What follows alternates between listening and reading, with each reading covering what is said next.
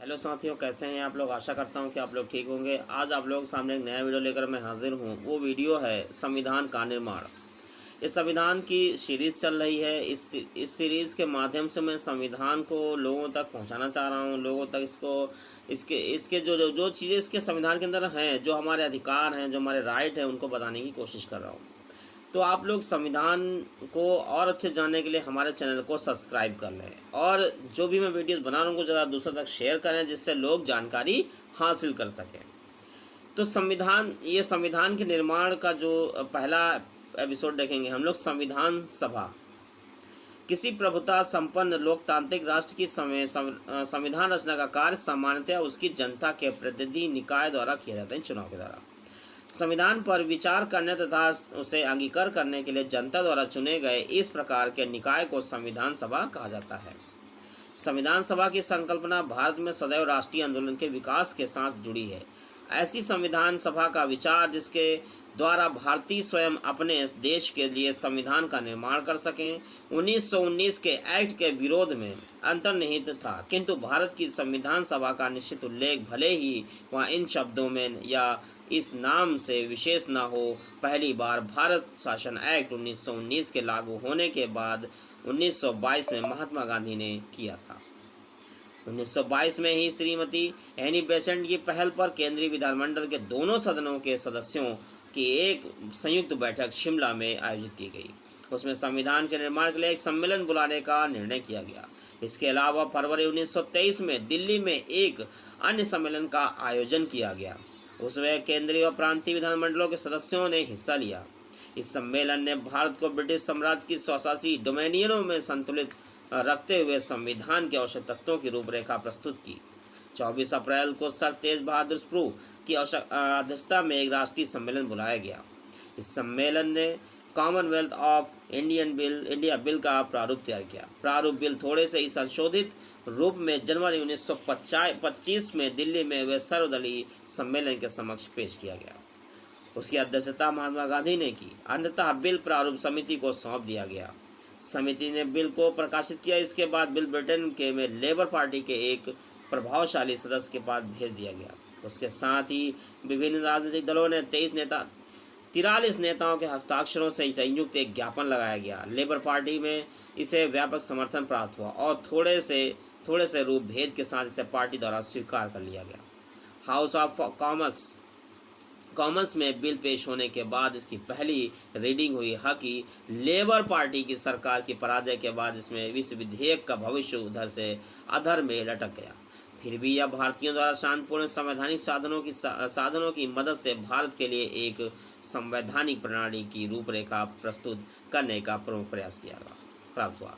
1924 तथा 1925 में राष्ट्रीय मांग के संबंध में मोतीलाल नेहरू जी के प्रसिद्ध प्रस्ताव का स्वीकार किया जाना एक ऐतिहासिक घटना थी, क्योंकि केंद्रीय विधानमंडल ने पहली बार इस बढ़ती हुई मांग का समर्थन किया कि भारत का भावी संविधान भारतीयों द्वारा स्वयं बनाना जाना चाहिए।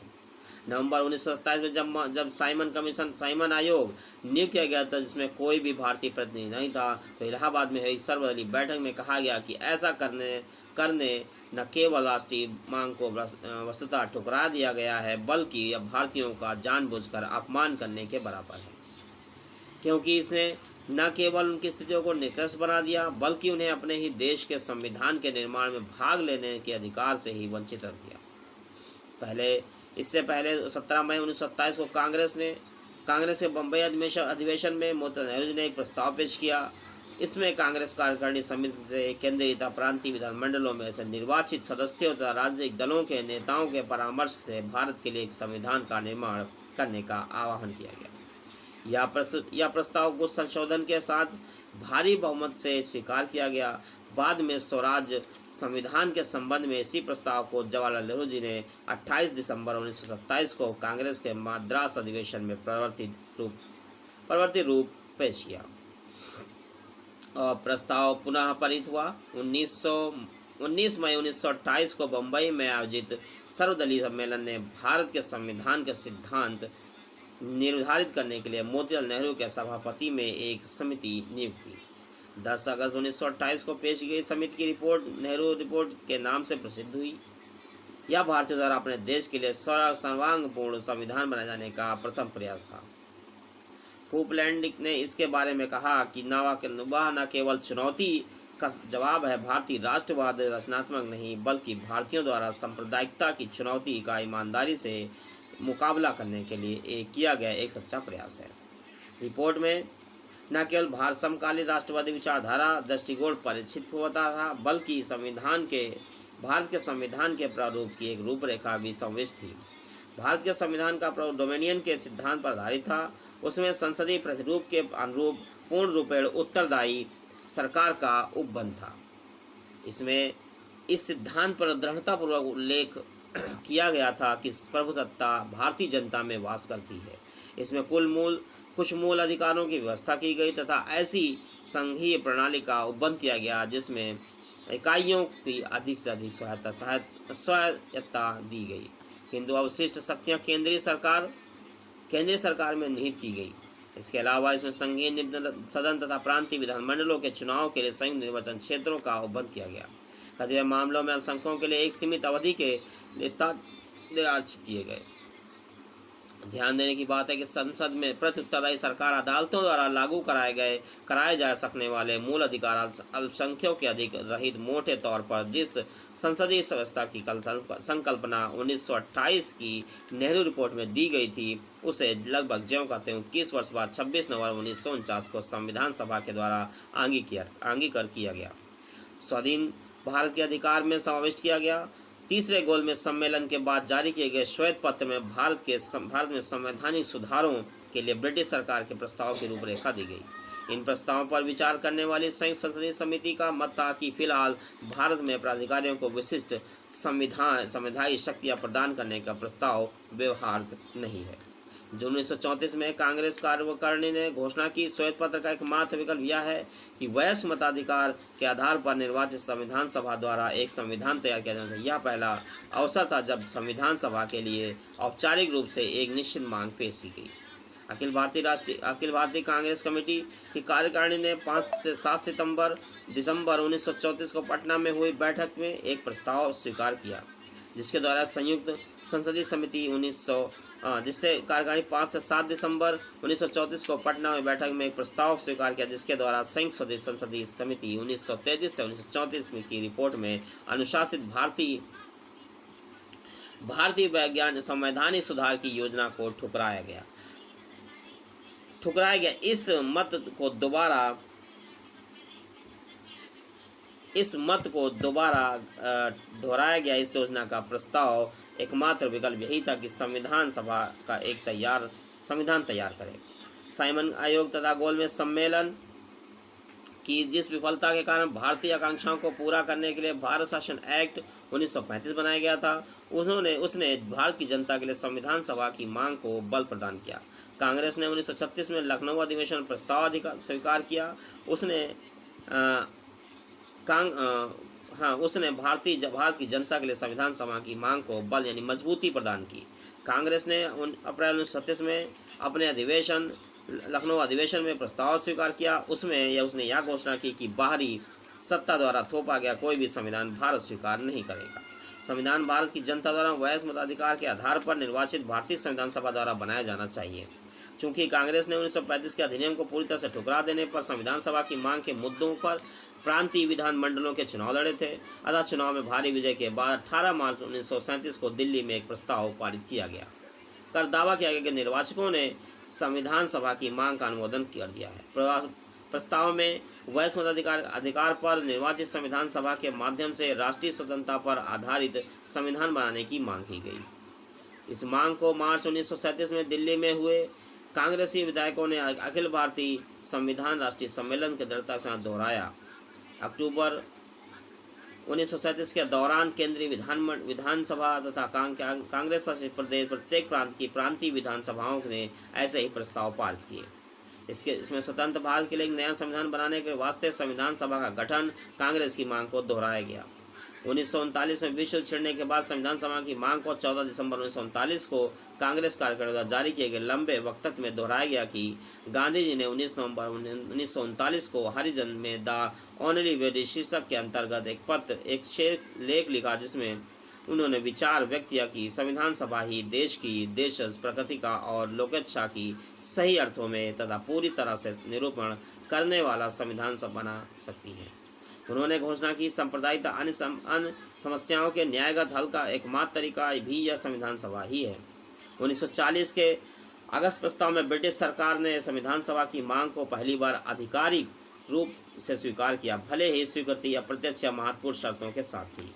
क्रिप्स प्रस्ताव के द्वारा अगस्त प्रस्ताव में उल्लेखनीय सुधार किए गए। इन प्रस्तावों के अनुसार नए संविधान के निर्माण का काम पूर्णतया न कि प्राथमिक रूप से भारतीयों के हाथ में होना था, बल्कि और ब्रिटिश सरकार ने स्पष्ट वचन दिया कि वह प्रस्तावित संविधान निर्माण निकाय द्वारा बनाए गए संविधान को स्वीकार करेगी। क्रिप्स मिशन की विफलता के बाद मई 1945 में यूरोप में युद्ध की समाप्ति तक भारत की संवैधानिक समस्या के समाधान के लिए कोई कदम नहीं उठाया गया।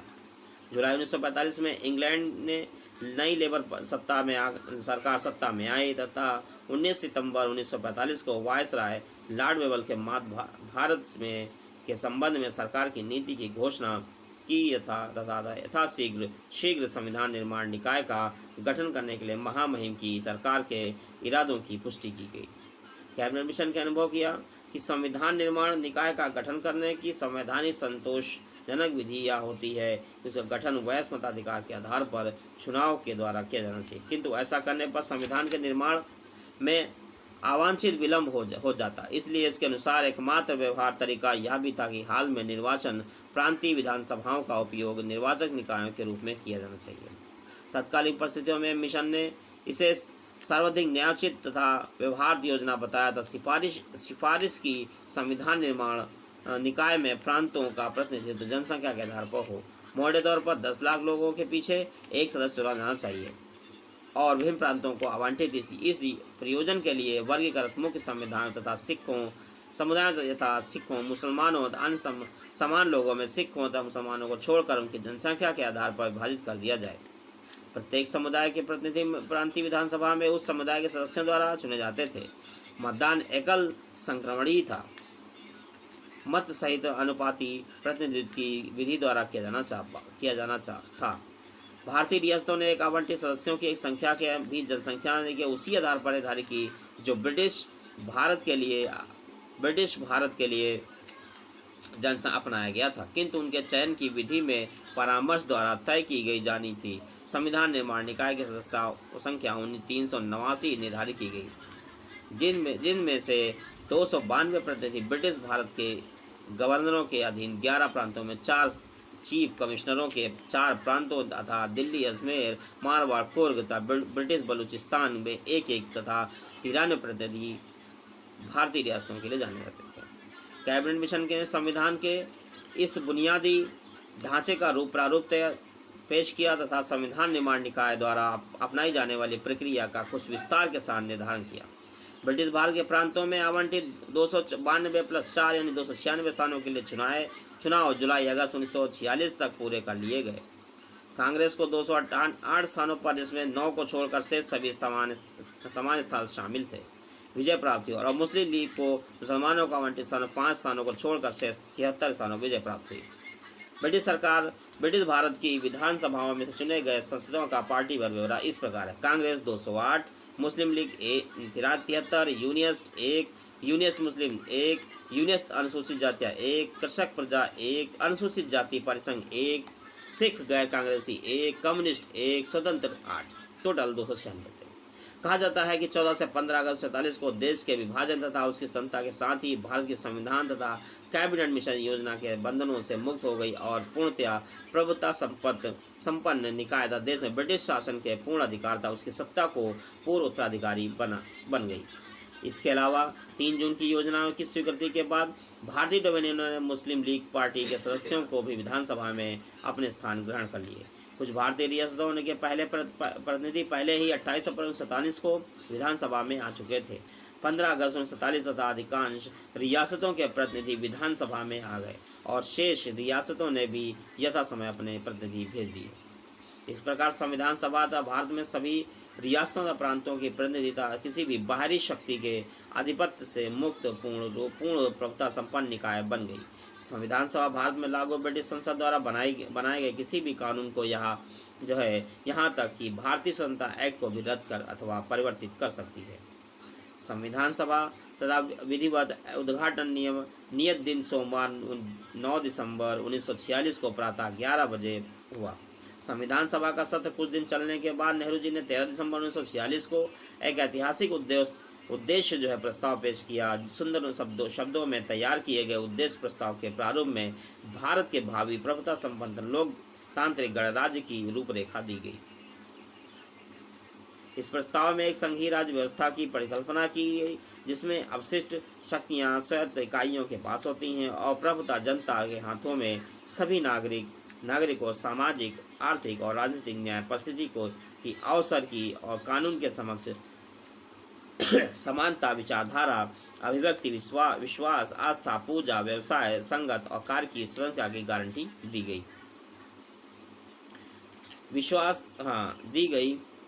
इसके साथ ही अल्पसंख्यक, पिछड़े और जनजाति क्षेत्रों, दलितों और अन्य पिछड़े वर्गों के लिए पर्याप्त रक्षा उपाय रखे गए।